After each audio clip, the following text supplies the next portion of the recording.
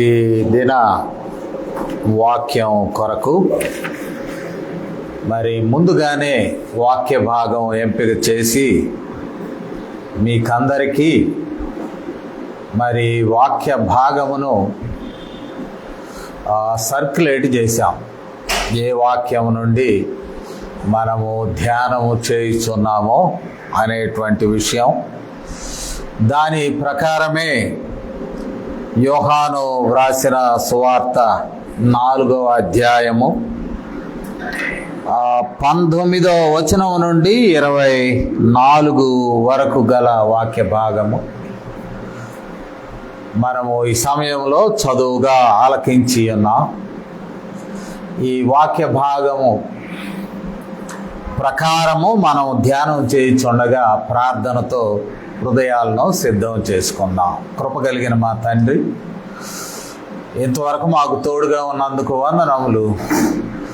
మాకు సహాయుడవు కమ్ము, మాతో మాట్లాడము.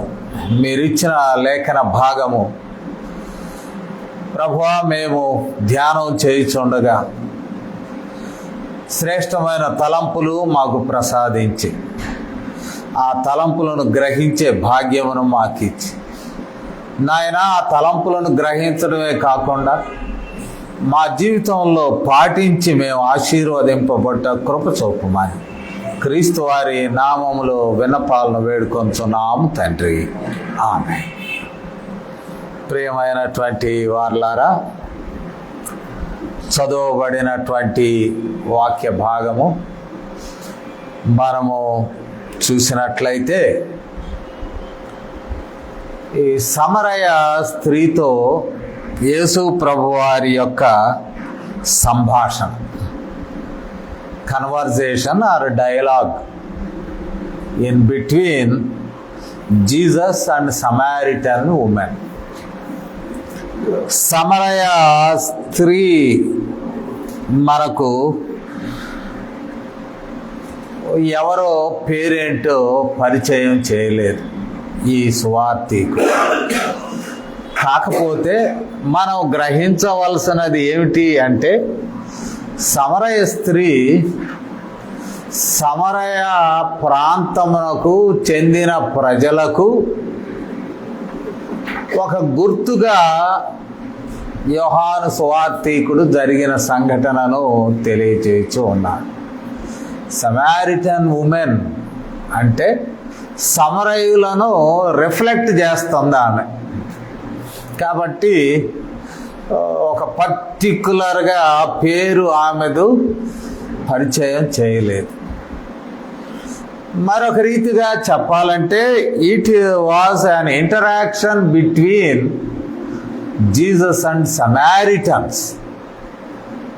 యేసు ప్రభువారు సమరయులతో మాట్లాడుచున్న, సంభాషించుచున్న అంశములు ఈ స్థలంలో మరి సమరయ స్త్రీ అనేటువంటి ఒక పాత్ర ద్వారా ఈ సంభాషణ జరుగుతూ ఉన్నది.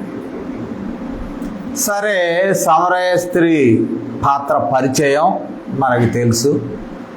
యేసు ప్రభువారు యూదయ ప్రాంతం నుండి అక్కడ ఒక థ్రెట్ ఏర్పడినప్పుడు, థ్రెట్ అనగా యేసు ప్రభువారు ఎక్కువ మందికి బాప్తిస్మాలు ఇస్తూ ఉన్నాడని అక్కడ ఉన్నటువంటి ఈ పరిసయ్యులు కానీ మనం చూసినట్లయితే 4వ అధ్యాయంలోనే 1వ వచనంలో యోహాను కంటే యేసు ఎక్కువ మందిని శిష్యులుగా చేసుకుని వారికి బాప్తిస్మం ఇచ్చుచున్న సంగతి పరిసయ్యులు వినిరని ప్రభువుకు తెలిసినప్పుడు.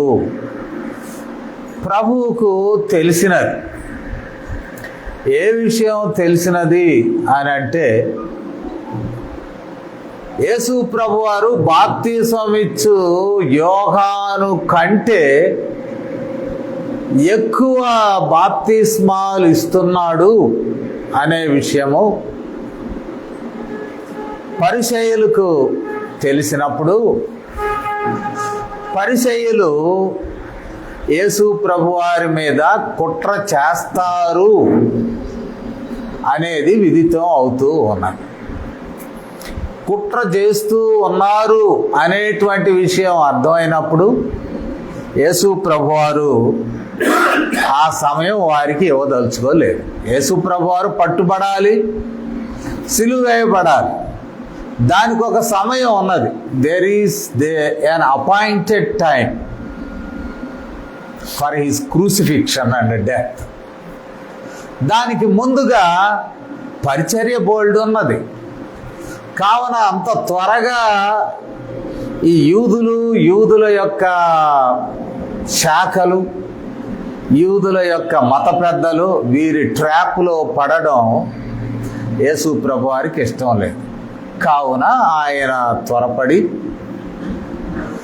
ఆయన బయలుదేరి యూదయ ప్రాంతం నుండి అడ్డదారిలో, అంటే సమరయ మార్గము గుండా త్వరపడి పోతూ ఉన్నాడు. అంటే shortcut is through Samaria. గలిలయకి వెళ్ళాలంటే యూదయ నుండి, ఒక యూదుడిగా ప్రయాణం చేయాలంటే సమరయను అవాయిడ్ చేసి వెళ్ళాలి.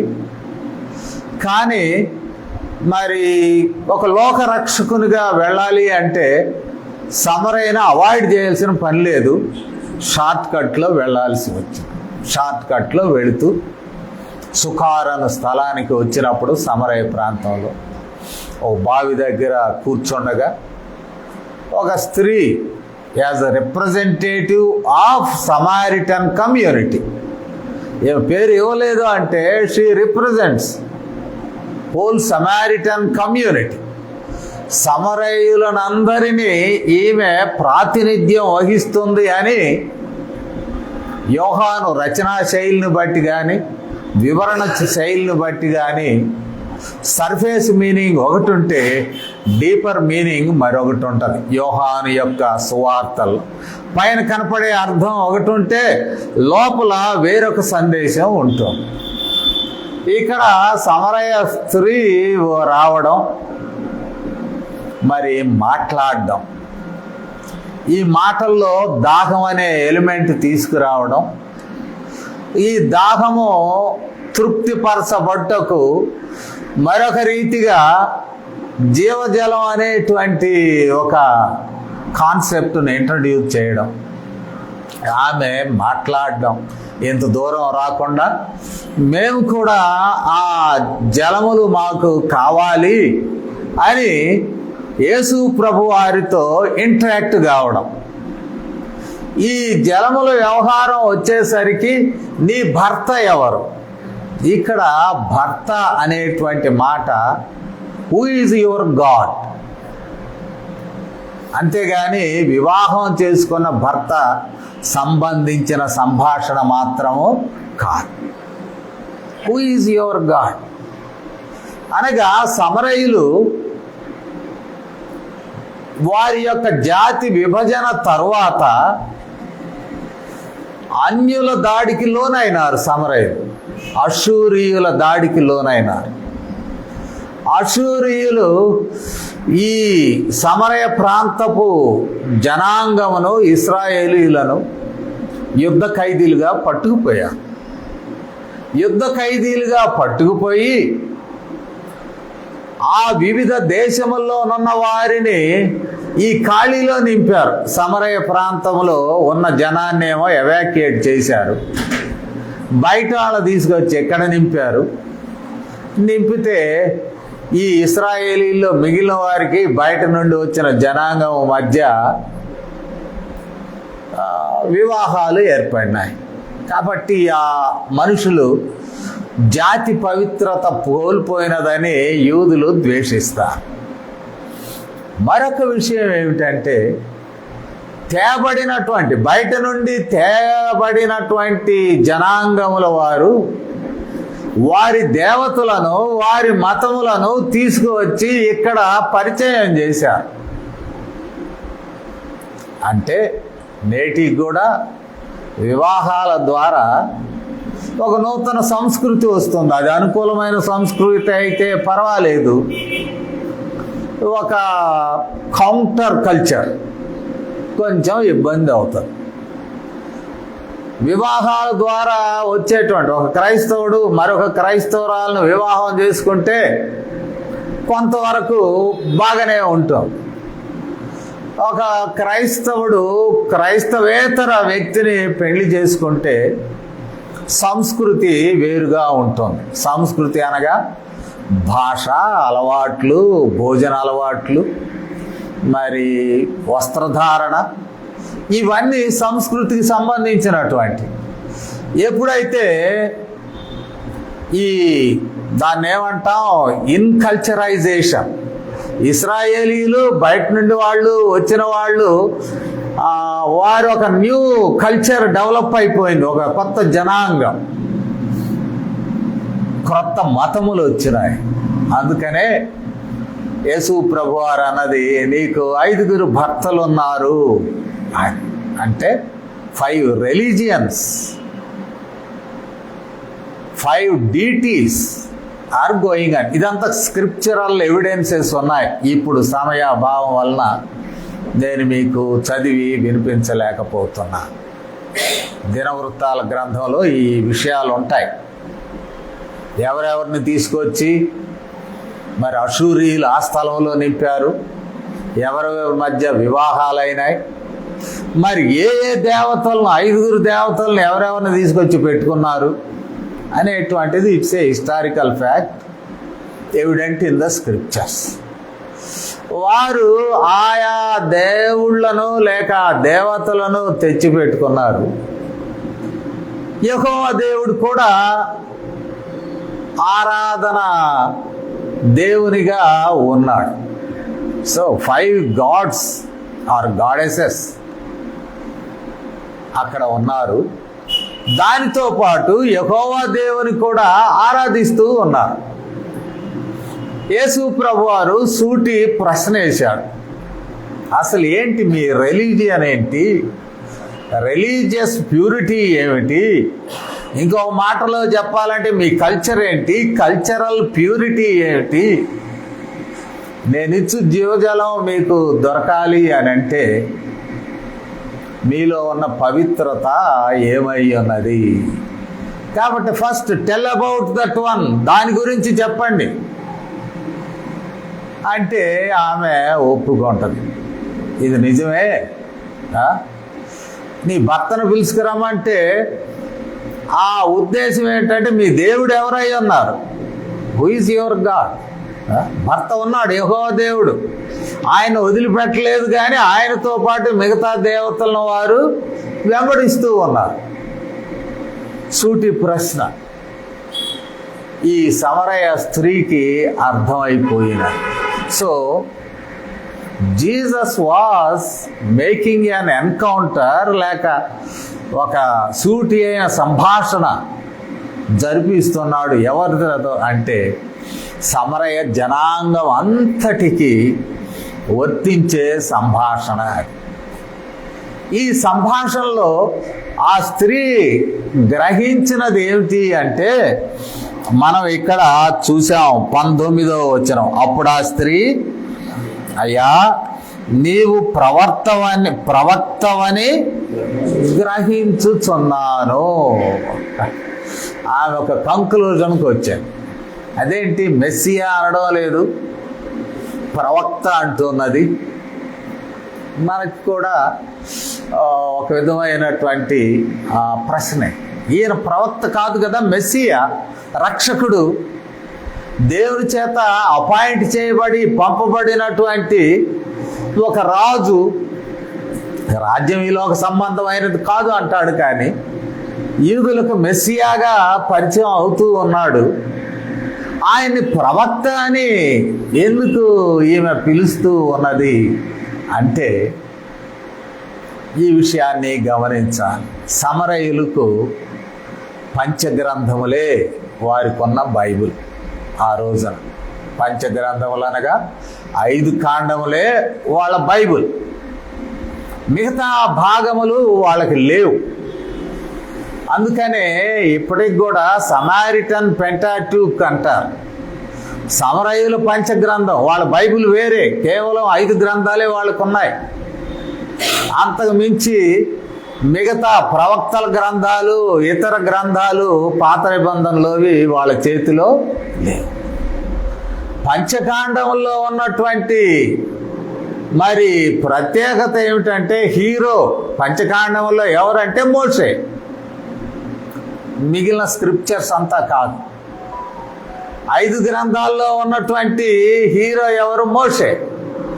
మోషే ద్వారా ఒక ప్రవచనం కూడా వచ్చింది. ద్వితీయోపదేశ కాండము 18వ అధ్యాయము 16వ వచనాన్ని మనం చూద్దాం.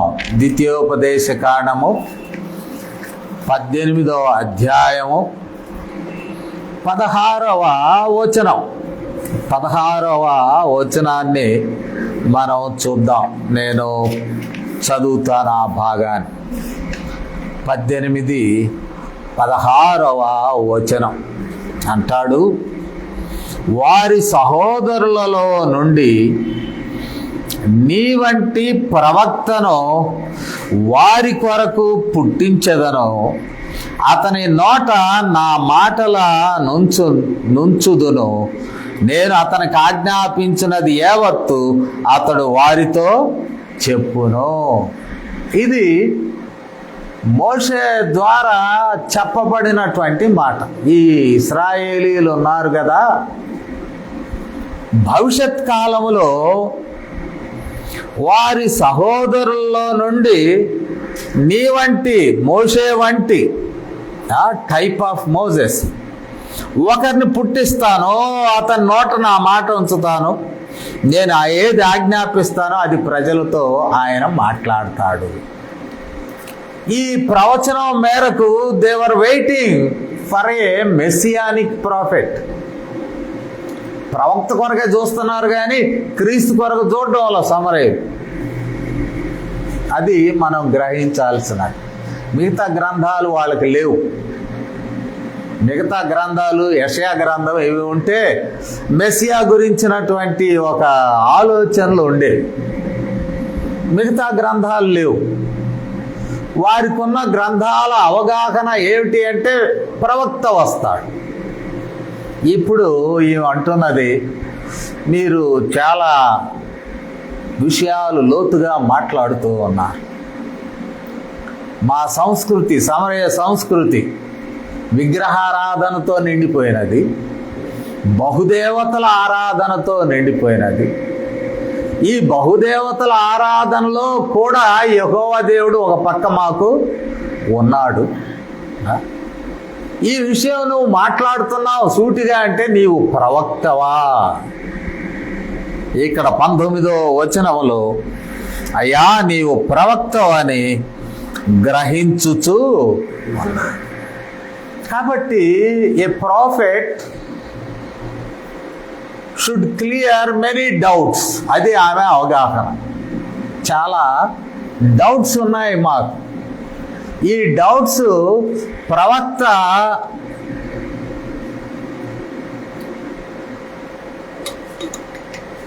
క్లియర్ చేయాలి.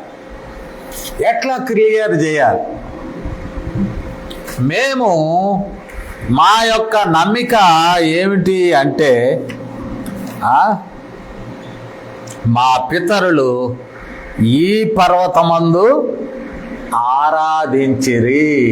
ఆరాధన నేటి దినంలో ఆరాధన అంటే ఏందేందో అనుకుంటున్నారు. ఆరాధన చేద్దాం అంటే లేచి హల్లెలూయా స్తోత్రం అని కాసేపు గోల్ చేస్తే అది ఆరాధన అని అనుకుంటున్నారు. సాంప్రదాయ సంఘాల్లో అట్లా లేదు. కానీ వాళ్ళు కూడా తప్పడం వల్ల వాళ్ళకి హల్లెలూయా స్తోత్రం, హల్లెలూయా హల్లెలూయా కాసేపు పాటల్లో మంచి రిథంతో పాడించి అది ఆరాధన, వర్షిప్. అంటే వర్షిప్, ఆరాధన అంటే ఏ నిర్వచనం దాన్ని చెప్పదు. ఒకసారి మనం స్మరణ చేసుకుందాం. ఆరాధనకు పెద్దలు ఇచ్చిన నిర్వచనాలు ఏంటంటే, ఆరాధన a response to God's revolution. Response to God's revolution, దేవుని యొక్క ప్రత్యక్షత. అది వాక్యం ద్వారా కానీ, దేవుని సన్నిధి ద్వారా కానీ, దేవుడు తనను తాను మాట్లాడుతూ లేక ఆయన సన్నిధిని కనపరుచుతూ ఆయనను గమనించినప్పుడు భక్తుడు లేక భక్తురాలి యొక్క ప్రతిస్పందన లేక స్పందనే ఆరాధన అంటారు. ఈ ఆరాధన క్రైస్తవ ఆరాధన గురించి మాట్లాడుతున్నా. Community character. కమ్యూనిటీ క్యారెక్టర్ అంటే సమాజముగా ఆరాధిస్తాం, ఒక్కళ్ళం కాదు. యేసు ప్రభువారు ఏమన్నాడు? ఇద్దరు లేక ముగ్గురు. కొంచెం ప్లూరల్ ఇన్ నెంబర్. ఒక్కళ్ళమే ఆరాధన కాదు కానీ ప్రార్థన చేసుకుంటాం. ఆరాధన అనేసరికి ఇద్దరు లేక ముగ్గురు, ఆ పైన ఎంతమంది గెలిచినా పర్వాలేదు. ఆరాధనకు క్రైస్తవ ఆరాధన, ఈవెన్ ఇజ్రాయలైట్ వర్షిప్, ఇస్రాయేలీల ఆరాధన లేక జూయిష్ వర్షిప్. యూదులు ఏదైనా ఒక పట్టణంలో ఉంటున్నప్పుడు కనీసం 10 మంది పురుషులు, యూదీయ పురుషులు ఉంటేనే వారు సమాజ మందిరాన్ని మొదలు పెడతారు. అసలు అట్లీస్ట్ 10 ఇన్ నెంబర్. 10 మంది ఉంటే కానీ వారు ఒక సంఘాన్ని మొదలు పెట్టరు. యూదులు సమాజ మందిరం అక్కడ ఆరాధిస్తారు. యేసు ప్రభు వారి దగ్గరికి వచ్చేసరికి ఇద్దరు లేక ముగ్గురు అయినది. కానీ ఇద్దరు లేక ముగ్గురైనా సమాజ మందిరపు కాన్సెప్ట్లో 10 మంది పురుషులైనా, పాత నిబంధన పద్ధతిలో జాతి అంతా అయినా, అంటే Israelite worship, it has community character. ఒక సమాజము యొక్క సంబంధమైనటువంటిది, సమాజ సంబంధమైనటువంటిది ఆరాధన. మూడవది, ఈ ఆరాధన it will deepen once faith. ఒకరు విశ్వాసము బలపరచబడుతూ ఉంటుంది ఈ ఆరాధన ద్వారా. అంతేగాని అరుపులు, డ్యాన్సులు, కేకలు వేసి ఇది ఆరాధన అంటే బైబిల్లో లేదు, సంఘ సాంప్రదాయంలో కూడా లేదు. ఆరాధన గురించి క్రైస్తవ పెద్దలు ఇచ్చిన 3 విషయాలు చెప్పాను. ఒకటి, దైవ ప్రత్యక్షతకు స్పందన.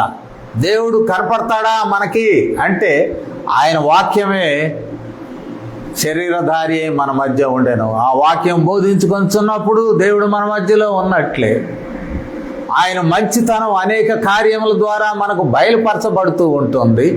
మంచితనం ద్వారా ఆయన బయలుపరచబడినప్పుడు ఆయన ఆరాధన మనం చేస్తాము.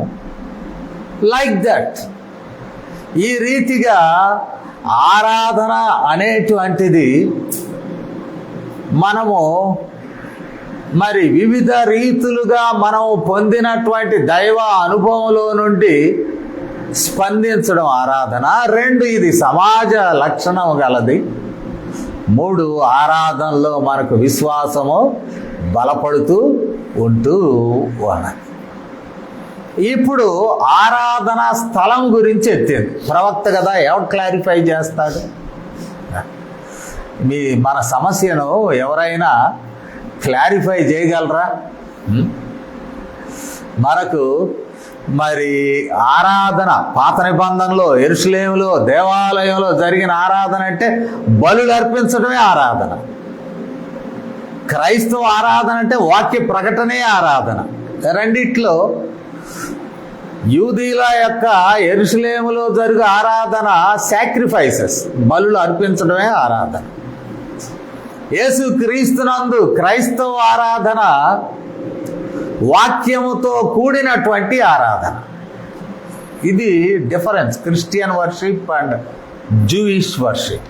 మళ్ళా సమాజ మందిరాల్లో ఇవి బలులు ఉండవు, ఏముండవు. వాళ్ళు కూడా పంచకాండాన్ని, ప్రవక్తల గ్రంథాన్ని చదువుకొని ప్రార్థన చేసుకుని వెళ్తారు.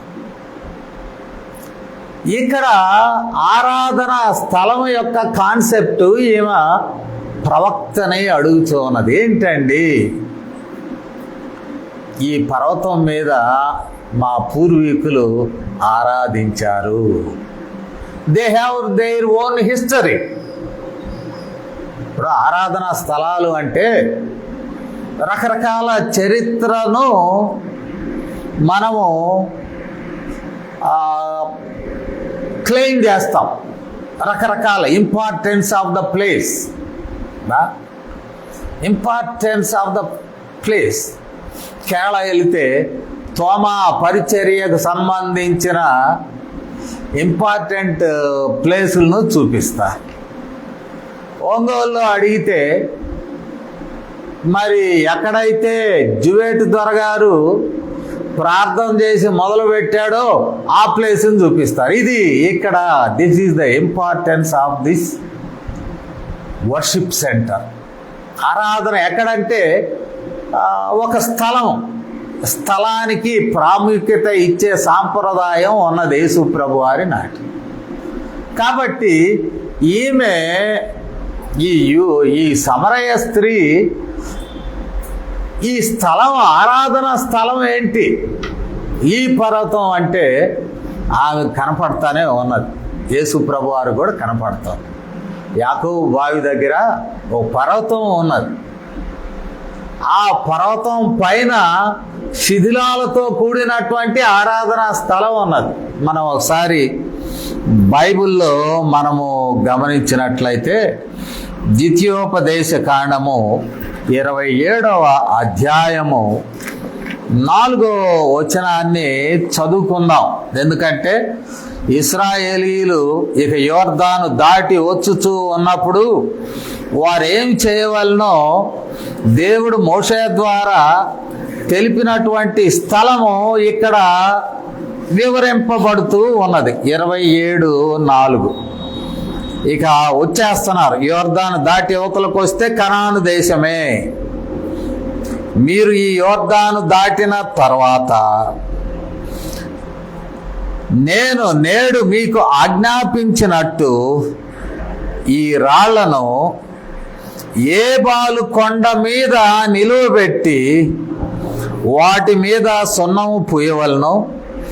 అక్కడ నీ దేవుడైన యెహోవాకు బలిపీఠము కట్టవలను. ఆ బలిపీఠమును రాళ్లతో కట్టవలను. వాటి మీద ఇనుప పనిముట్టు పడకూడదు. చక్కని రాళ్లతో నీ దేవుడైన యెహోవాకు బలిపీఠమును కట్టి దాని మీద నీ దేవుడైన యెహోవాకు దహన బలులు అర్పించవలను. ఇశ్రాయేలీలకు ఇంట్రడ్యూస్ చేయబడినటువంటి మోషే ద్వారా ఎక్కడ ఆరాధించాలి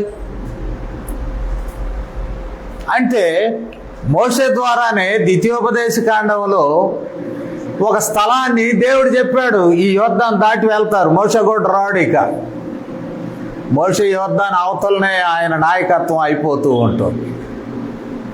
ఇక యెహోషువ రావాలి అవతల.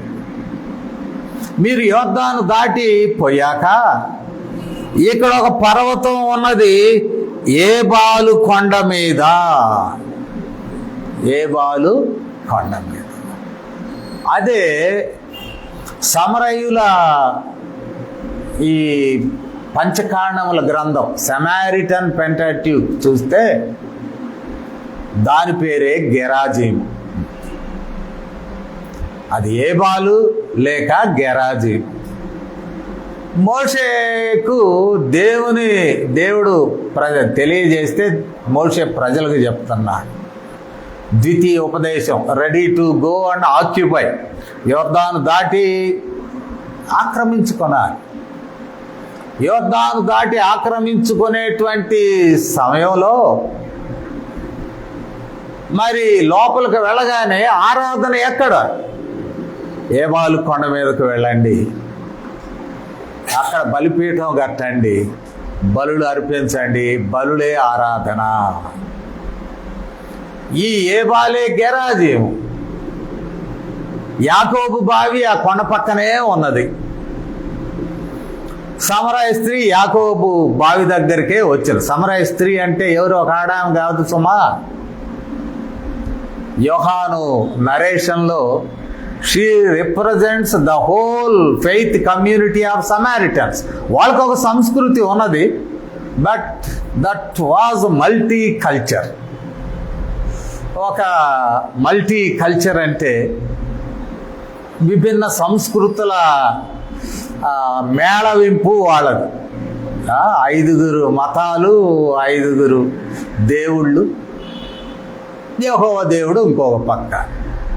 యెహోవా దేవుడు ఎక్కడున్నాడు అంటే ఈమె ఉద్దేశం ఈ పర్వతం మీద మా పూర్వీకులు ఆరాధించారని మాకు రికార్డ్స్ ఉన్నాయి.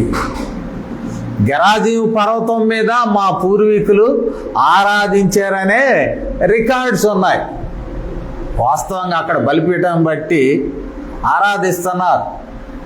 క్రీస్తు పూర్వం ఇంచుమించు 150 చిల్లర ఆ ప్రాంతంలో మరి 129 క్రీస్తు పూర్వం యూదులు యెరూషలేము నుండి వచ్చి ఈ దేవాలయాన్ని పడేసిపోతారు.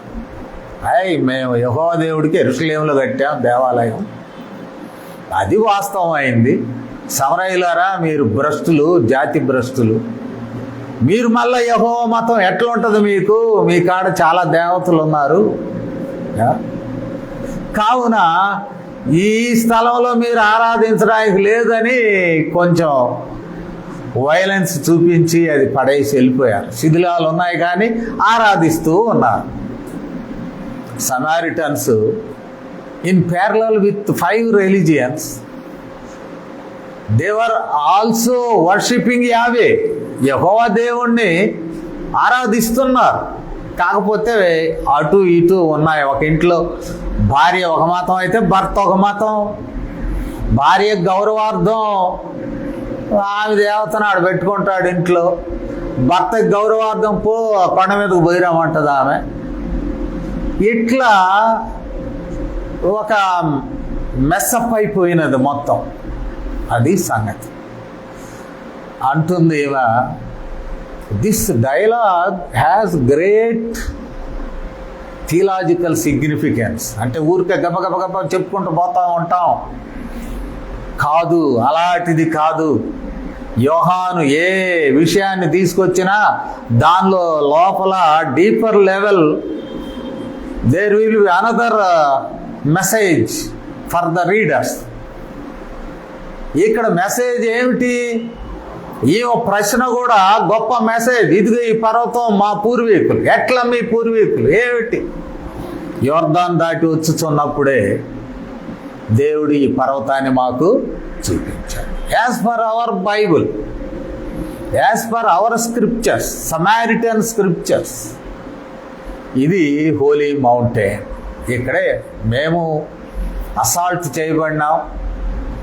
మమ్మల్ని బాధ పెట్టారు, మమ్మల్ని ఇబ్బంది పెట్టారు. కానీ అవర్ ట్రెడిషన్సే ఇది, ఈ పర్వతం మీద మేము ఆరాధించాలా అనేటువంటి యేసు ప్రభువారిని కూడా ప్రశ్న వేస్తుంది. అయితే మీరు యెరూషలేములో ఆరాధిస్తారు. యెరూషలేమును గురించిన ప్రస్తావనలు పంచకాండములో అనిలు లేదు. ఈమె క్లెయిమ్ చేస్తున్న విషయము చాలా బలమైనది. యెరూషలేము ప్రస్తావన లేదు పంచకాండముల్లో. వాళ్ళ దగ్గర ఉంది పంచకాండం. మీరు అక్కడ ఆరాధిస్తారు అని మీరు అంటున్నారు. ఎప్పుడు? దావీదు కదా. దావీదు వరకు యెరూషలేముకు ప్రాధాన్యత లేదు. అక్కడ యెబూసీయులు అనేటువంటి జాతి ఉన్నారు. అక్కడ దావీదు దండెత్తిపోయి యెబూసీయులను జయించి దావీదుని ఇన్సల్ట్ కూడా చేశారు. వాళ్ళు దావీదు మీద గుడ్డోళ్ళని కుంటోళ్ళని పంపారు. నీకు వీళ్ళు చాలులే నీకు జవాబు చెప్పడానికి. అయినా దావీదు భరించి ఆ ఇన్సల్ట్ను, యెబూసీయులు ఉన్న కొండను క్యాప్చర్ చేసి అది రాజధానిగా చేసుకొని దానినే మత కేంద్రముగా మార్చాడు. మార్చేటప్పుడు చాలా ఇబ్బంది పడ్డాడు. ఆ ఆర్క్ అంటే మందసాన్ని తీసుకొస్తుంటే చాలా డేంజర్ కూడా అయింది. ఆ కొండ మీదకి తీసుకురావాలనుకుంటే యెరూషలేము ఒకడు ముట్టుకుంటే చచ్చిపోయాడు ఆడనే. ఆ మందసాన్ని తరలించేటప్పుడు హడావుడిగా యెరూషలేమును మత కేంద్రం చేయాలని హడావుడిగా మందసాన్ని తెప్పిస్తూ ఉంటే అక్కడ ఏదో శాస్త్రం తప్పిపోయింది. కహతీయులు మోయవలసిన దాన్ని ఈయన కొత్త బండి మీద మోపించాడు. ఫిలిస్తీన్ మోడల్. మనిషి తెచ్చాడు, అడిలిపోయాడు. మళ్ళీ ఇంకొకటి ఇంట్లో పెట్టాడు, ఓబేదేదోము ఇంట్లో. అంటే to make Jerusalem as centre of worship, David was also struggled. దావీదు చాలా స్ట్రగుల్తో అక్కడ దేవాలయాన్ని నిర్మించబోయాడు, కానీ నువ్వు కట్టొద్దు అన్నాడు యెహోవా దేవుడు. So he tried. ఆర్క్ను తీసుకెళ్ళడానికి ట్రై చేశాడు. ఆడికి తీసుకెళ్ళి ఇంత చేసి నేను కడతానంటే నువ్వు కాదులే స్వామి, నువ్వు ఆగు అన్నాడు. సో చాలా struggle to make Jerusalem as worship place. Lot of struggles were face. ఎప్పుడో సొలొమోనుకు అవకాశం వచ్చింది. ఈమె సమరయ స్త్రీ అడిగిన ప్రశ్నలు యేసు ప్రభువారు కాబట్టి సరిపోయింది, ఏదో చెప్పగలిగా. ఒక సాధారణమైనటువంటి స్థానిక యూదుడు ఎవరన్నా ఉన్నప్పుడు ఏంటి, what is importance of your Jerusalem? మా కొండ గెరాజీం యొక్క ఇంపార్టెన్స్ చెప్తాను విను. ధర్మశాస్త్రం పంచకాండాల్లోనే ఉన్నది ఇది. దీని దగ్గర మేము ఆరాధించాం. మీరు ఎట్లా, ఏ థియలాజికల్ బేసిస్ ఏంటి మీ యెరూషలేముకు? ఎప్పుడో దావీదు మహారాజు ఆయన అభిష్టం మేరకు హడావుడిగా ఏర్పాటు చేసిందే కదా యెరూషలేము. యేసు ప్రభువారు చాలా ఈ ప్రశ్న లోతైన ప్రశ్న. మనం ఈ సమరయ స్త్రీ ఉదంతాన్ని మనోళ్ళు అవహేళనగా తీసుకుంటూ ఉంటారు. దానికి మనం ఏం చేయలేము, ఎందుకంటే వాళ్ళు కొంచెం లోతుగా ధ్యానం చేయలేరు. ఏదో పైన సర్ఫేస్లో ఉన్నటువంటి విషయాలను దాన్ని కొంచెం మసాలా పట్టించి ప్రకటిస్తూ ఉంటారు. ఇక్కడ లోతైనటువంటి ప్రశ్న, in what way we recognize the place of worship? అసలు ఆరాధన ఎందుకు?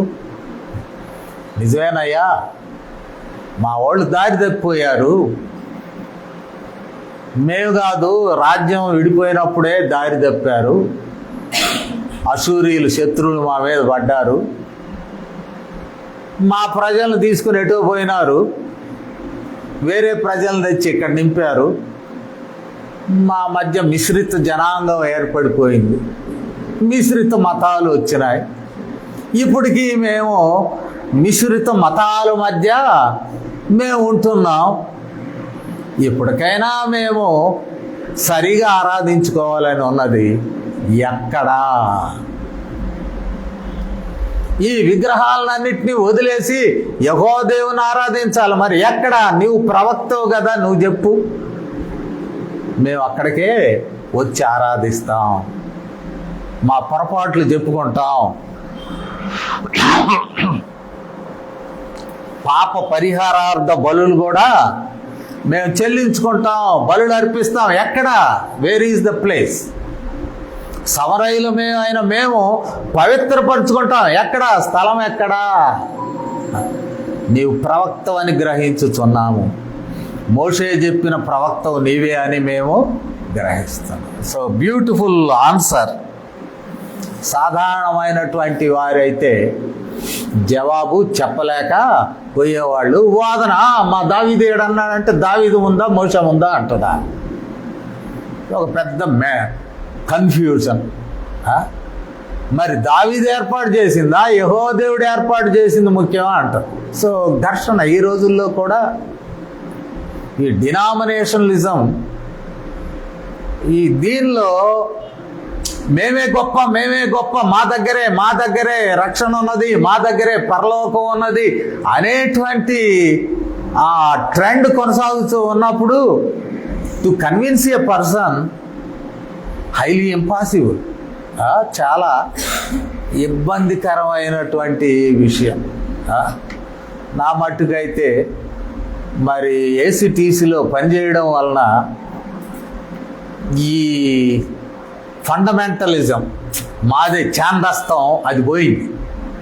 ఎందుకంటే ఏసీటీసీలో లూథరన్స్ ట్రైన్ అప్ అవుతారు, మెథడిస్టులు ట్రైన్ అప్ అవుతారు, బ్యాప్టిస్టులు ట్రైన్ అప్ అవుతారు, సిఎస్ఐ వాళ్ళు కూడా ట్రైన్ అప్ అవుతారు. వీళ్ళందరూ కలిసి ఒక రూమ్లో చదువుకుంటారు, వీరందరూ ఒక క్యాంపస్లో నివసిస్తారు, ఒక డైనింగ్ హాల్లో భోంచేస్తారు. మరి 4 ఏళ్ళు ఉంటారు, వారి మధ్య మేము ఉంటాం. పంతులు కూడా అన్ని డినామినేషన్లు. కావున ఈ డినామినేషన్లకు సంబంధించిన ఫండమెంటలిజం కొంతవరకు మాకు ఉండదు. ఇక్కడ యేసు ప్రభువారు అంటున్నాడు, సరేనమ్మా, సరే నీ క్వశ్చన్ చాలా ఇంట్రెస్టింగ్ క్వశ్చనే కానీ ఇక్కడ అంటూ ఉన్నాడు. అయితే ఈ 22వ వచనానికి కొంచెం యేసు ప్రభువారు జూయిష్ పర్స్పెక్టివ్లో చూడవచ్చు. ఏమంటాడు? మేము మాకు తెలిసిన దానిని ఆరాధించు వారం, మీరు మీకు తెలియని దానిని ఆరాధించు వారం. అంటే you don't have full scriptures. మా వాళ్ళకి ఫుల్ స్క్రిప్చర్స్ ఉన్నాయి, యూదులకి ప్రవక్తల గ్రంథాలు కూడా యాడ్ అయినాయి. కాబట్టి మా నాలెడ్జ్ ప్రకారం అక్కడ చేస్తున్నారు. మీకు ఆ నాలెడ్జ్ లేదు, ఓన్లీ పెంటాటూక్ అంటే 5 గ్రంథాలు మాత్రమే మీకున్నాయి, దాని ప్రకారం మీరు ఇక్కడ ఆరాధిస్తున్నారు. అంటే తెలియని వాళ్ళు అని కాదు, వాళ్ళ నాలెడ్జ్ మీకు లేదు, మీ దగ్గర ఉన్నది కొంచెం నాలెడ్జ్, పంచకాండం. సరే, ఈ విషయంలో ఏమీ చేయడం లేదు. కానీ 23వ వచనం, అయితే యథార్థముగా ఆరాధించువారు ఆత్మతోనో సత్యముతోనో తండ్రిని ఆరాధించు కాలము వచ్చుచున్నది, అది ఇప్పుడు వచ్చేయున్నది. తన్ను ఆరాధించువారు అట్టివారే కావాలనని తండ్రి కోరుచున్నాడు. దేవుడు ఆత్మ గనుక ఆయనను ఆరాధించువారు ఆత్మతోనూ సత్యముతోనూ ఆరాధింపవలెను.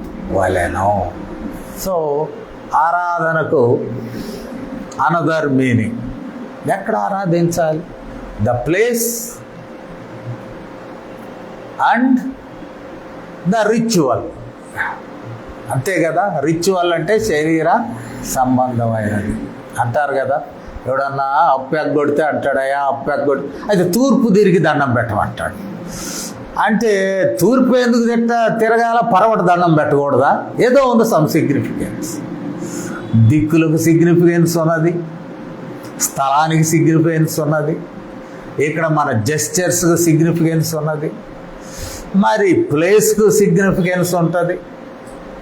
ఆరాధనకి పదార్థ సంబంధమైన పర్యావరణము కాంట్రిబ్యూట్ చేస్తుంది, పదార్థ సంబంధమైనటువంటి వస్తువులతో ఆరాధన కూడా కాంట్రిబ్యూట్ చేయడం జరుగుతూ ఉన్నది.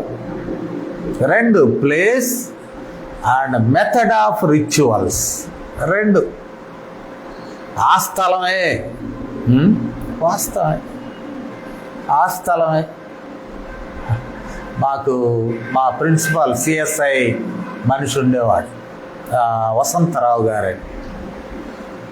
ఆయనకి చెప్పాను, ఒంగోలు చర్చ్ ఎట్లా ఉంటుందయ్యా? బ్రహ్మాండంగా ఉంటుంది, బ్యాప్టిస్ట్ చర్చ్ ఒకటే. నేను పనిచేసిన రోజులు 5,000 మంది పైన ఉండేవాళ్ళు జనం, మంచిది కాదయ్యా అన్నాను. అదేంటి, మేము పొంగిపోతున్నాం కదా ఇంత పెద్ద సంఘం ఉందని. లేదు, ఏ పాదిరి కూడా అంతమంది ఆత్మిక అవసరతలకు సహాయపడలేడు. నీవు నీ గొర్రెను సరిగా తెలుసుకొనా లేవు, ఇట్ ఈస్ నాట్ గుడ్ అన్నాడు. ఏమో ఆయన మొండివాడు, మొండి మాటలు అనుకున్నాం. You cannot extend pastoral care to each and every one. వచ్చేటువంటి వారిని, కుటుంబాలను, వ్యక్తులను, ఈరోజు మరి డాక్టర్ కిసింజర్ గారి కుటుంబం రాలేదు, వెంటనే అర్థమైపోతుంది. ఆ సార్కి కూడా అర్థమైంది, సార్ ఇవాళ రావట్లేదని పెట్టాడు, నాకు విషయం చెప్పాడు. తిరుపతిలో ఏదో ప్రేయర్ మీటింగ్ ఉంది, మేము వెళ్తున్నాము అని. So I know who you are, I know reasons for your absence. మీరు ఎందుకు రాలేకపోతున్నారో నేను ఊహించగలను. రాలేదు అనేటువంటి ఒక మనసు కూడా నాకు ఉంటుంది, వచ్చారనేటువంటి మనసు ఉంటుంది. ఆదివారం దేవుని సన్నిధిలో కనబడ్డారు, కనబడలేదు, కారణాలు కూడా ఏమోనని కొంచెం ఆలోచిస్తాం. కనబడలేదు అని అంటే అది కీలకమైనటువంటి దేవుని సన్నిధి అలాంటిది కాదు. ఒక ప్లేసు, ఒక రిచువల్ దానికి సంబంధించినటువంటిది కాదు. మన రిచువల్స్ అన్నీ కూడా పదార్థ సంబంధమైనవే కదా. మన రిచువల్స్ అన్నీ కూడా ఒక ప్లేస్కి సంబంధించినవి కదా. అందువల్ల అంటాడు ఆత్మతో ఆరాధించాలి. స్పిరిట్. ఆత్మకు ఆకారం ఏమున్నది, ఆత్మకు స్థలం ఏమున్నది, ఆత్మకు ఇంకొక సిగ్నిఫికెన్స్ ఏమున్నది. శరీరం ఆత్మ అదృశ్యమైనది. It has its own freedom. మనము ఈ స్థలంలో ఆత్మను గురించి మనం చూడాలి అని అంటే యోహాను 16:13 ముగిస్తున్నాను నేను. 16వ అధ్యాయము 13వ వచనాన్ని మనం చూసినప్పుడు, 16వ అధ్యాయము 13వ వచనం, అయితే ఆయన అనగా ఏంటంటాడు?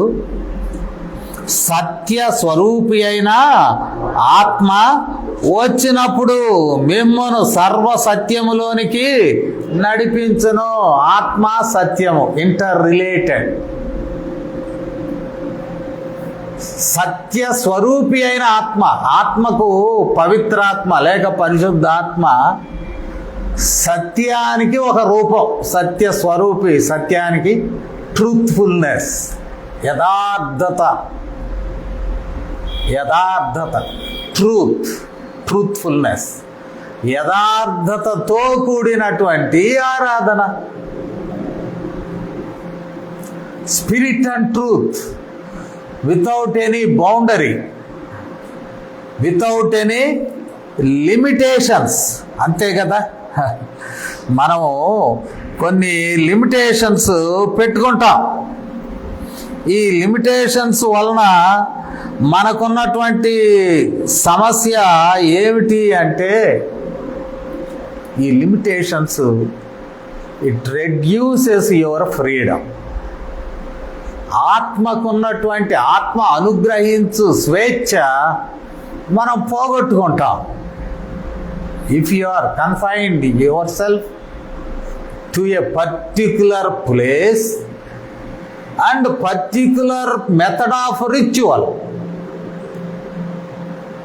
దేవుడు ఆత్మ గనుక ఆయన ఆరాధించువారు ఆత్మతోనూ ట్రూత్ఫుల్నెస్, సత్యంతో. ఆత్మకు సత్యమునకు లింక్ కూడా ఉన్నది. భౌతికపరమైనటువంటి ఆరాధన లేకుండా కష్టం. భౌతికం. ప్రార్థన చేద్దామంటే భౌతికం ఏంటి? కళ్ళు మూసుకుంటాం. కొంతమంది అంటారు తల వంచండి అంటారు. కొంతమంది ప్రార్థనలో ఒక జెస్చర్, ఇట్స్ ఏ జెస్చర్.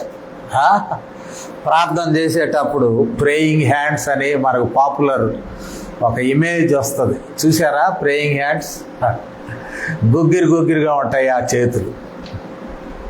దాని చరిత్ర ఏదో తెలుసా? ఇద్దరు అన్నల దమ్ములు ఆర్ట్ నేర్చుకోవడానికి, చిత్రలేఖనం నేర్చుకోవడానికి వెళ్ళారంట. సరే తమ్ముడు అన్నాడట, అన్నయ్య నువ్వు నేర్చుకో, ఆ ఫీజు వగైరా మన పోషణ కొరకు నేను కష్టపడతాను అన్నాడంట. సరే ఈ సహోదరుడు కష్టపడుతున్నాడు, సంపాదిస్తున్నాడు, ఫీజు కడుతున్నాడు, పోషిస్తున్నాడు. ఆ సహోదరుడు నేర్చుకున్నాడు. అయిపోయాక ఆ సహోదరుడు అన్నాడంట, నేను పూర్తి చేశాను, కోర్సు అయిపోయినది, ఇక నువ్వు నువ్వు నేర్చుకో, నేను సంపాదిస్తాను అన్నాడు. వెళ్ళాడంట. గురువు గారి దగ్గరికి వెళ్ళాయా, నాకు నేర్పించు అన్నాడంట. నీ చేతులు చూపించవయ్యా అన్నాడంట. ఈ మొరట పనులు చేసి ఏళ్ళన్నీ వంకలు పోయి మొద్దుబారిపోయినాయంట. మొరట పనులు అంటే ఈ పనులు చేసే వారికి మాన్యువల్ లేబరర్స్ ఎప్పుడైనా చూసారా? చెయ్యి కాయగాసి ఉంటుంది, ఇట్ట ఉంటే ఇట్ట దవిడితే గట్టిగా ఉంటాయి, కాయగాసి ఉంటాయి. వాడు గడ్డపార తీసి వేస్తే ఈ చేతులేమో నలగవు, చేతులు స్ట్రాంగ్. గడ్డపార ఎంత స్ట్రాంగో, గడ్డపారతో తొలివాడి చేతులు కూడా అంత స్ట్రాంగ్ ఉంటాయి. కాబట్టి చేతులు కుంచెబట్టుకొని కదిలించే స్థితి దాటిపోయింది నాయన, నీకు నేర్పించలేను అన్నాడు. ఇక ఫెయిల్ అయిపోయింది వాళ్ళ ఒప్పందం. నువ్వు ముందు నేర్చుకో, నేను తర్వాత నేర్చుకుంటాననేవాడు. మరి ఆడి సాక్రిఫైస్ వేస్ట్ అయిపోయింది. అప్పుడు ఆ రాత్రి వేళ ఇద్దరు ప్రార్థన చేస్తూ ఉంటే ఆ తమ్ముడి యొక్క చేతులను బొమ్మేస్తాడట. అందువల్ల ప్రేయింగ్ హ్యాండ్స్ చాలా గొగ్గిరిగా ఉంటాయి. మీరు ప్రేయింగ్ హ్యాండ్స్ దాన్ని చూడండి ఎప్పుడైనా, క్లిప్ ఆర్ట్ అనే వస్తుంటుంది. మన నాజూకైన చేతులతో పెట్టి నమస్కారం కాదు ప్రేయింగ్ హ్యాండ్స్, ఇది నమస్తేనే. Praying hands are different. ఏది ఆ ఇమేజ్ ఇట్ సెల్ఫ్, నాకన్నా ధన్యుడు అన్నా అని ఆ హ్యాండ్స్ పెడితే అది పాపులర్, ప్రపంచంలో పాపులర్ అయిన ప్రేయింగ్ హ్యాండ్స్ అయిపోయినాయి. సరే ఈ విషయం నేను ఎందుకు చెప్పొచ్చానంటే, భౌతికపరమైన జెస్చర్స్ లేకుండా మనం ఆరాధించలేం. జెస్చర్స్ అంటే వంగడం, కళ్ళు మూసుకోవడం, తల వంచడం, వెనక ఒక సిలువ అనే సింబల్ పెట్టుకోవడం, ఇవన్నీ భౌతికపరమైనట్టు. బియాండ్ దట్ ఎలమంటున్నాడు యేసు ప్రభువారు. ఆత్మతో spirit is more important. Spirit is more important. మనం మోకరిస్తున్న మోకాళ్ళు ఇంపార్టెంట్ కాదు, మోకాళ్ళ వెనుకున్నటువంటి నీ యొక్క ఆత్మ, అది how you are humbling yourself in spirit. Gesture also important, కానీ దానికన్నా ముఖ్యముగా ఆ సమర్పణ ఆత్మ కీలకమైనది. ఇలాంటి రీతిగా దేవుని ఆరాధించడానికి, even though we are away from important places, significant places, ఇక్కడ దేవుడు ఉన్నాడని జనం చెప్పుకునే స్థలాలు కాకపోయినా, యేసు ప్రభు వారు చెప్పినట్లు యథార్థత, ఆత్మ, సత్యము రెండు మిళితముగా తీసుకొని ఎవరైతే ఆరాధిస్తారో అది నిజమైన ఆరాధన. ఆ ఆరాధన కాలం వచ్చింది, వస్తున్నది, వచ్చే ఉన్నది. యేసుప్రభు వారు చెప్పాక కొంతకాలానికి యెరూషలేము దేవాలయం పడేశారు. ఒకవేళ యెరూషలేము దేవాలయం కట్టుకున్నా కూడా యేసుప్రభు వారి మనుషులను వాళ్ళు లోపలికి రానియలేదు. అసలు చంపబోయారు. పౌలు ఎవరినో తీసుకొచ్చి ఆ స్థలంలోకి పోతూ ఉన్నాడని తెలియగానే సున్నత లేని ప్రజలను పౌలు ఎంటబెట్టుకొచ్చాడు అని చంపడానికే వచ్చారు. అది పెద్ద గొడవ అయింది. అసలు యెరూషలేము దేవాలయము వెరీ మచ్ పాపులర్. అందువల్ల యేసుప్రభు అది బడైండ్రా స్వాములారా, నా యొక్క పరిచర్య, మరణము, పునరుద్ధానం 3 రోజుల్లో దాన్ని నేను కడతాను. 3 రోజులు బండలు పెట్టి సిమెంట్ వేసి కడతానని కాదు. This church is spiritual church, spiritual temple, not that physical temple. దేవుడి మాటలు మన వినికిల్లో దీవించునుగాక. ప్రార్థన చేస్తాను. దేవుడు మన భక్తి జీవితాన్ని, ఆత్మిక జీవితాన్ని ఆశీర్వదించును గాక. ఆమేన్. పరిశుద్ధుడవు తండ్రి, ప్రేమ కలిగిన మా ప్రభువా, మాతో మాట్లాడుచున్నందుకు వందనములు. మీ మాటలు మా హృదయంలో ముద్రించండి. విశ్వాసులముగా, క్రైస్తవులముగా ఏ రీతిగా ఆరాధించవలనో మాకు నేర్పించినందుకు వందనములు. మీ తలంపులను మేము గ్రహించి మా జీవితంలో ధన్యులముగా మేము ముందుకు సాగడానికి కృప చూపండి. సమకూడిన ప్రతి ఒక్కరితో మీ కృపలను ఉంచమని క్రీస్తు వారి నామములో విన్నపాలను వేడుకొంచున్నాము తండ్రి. ఆమేన్.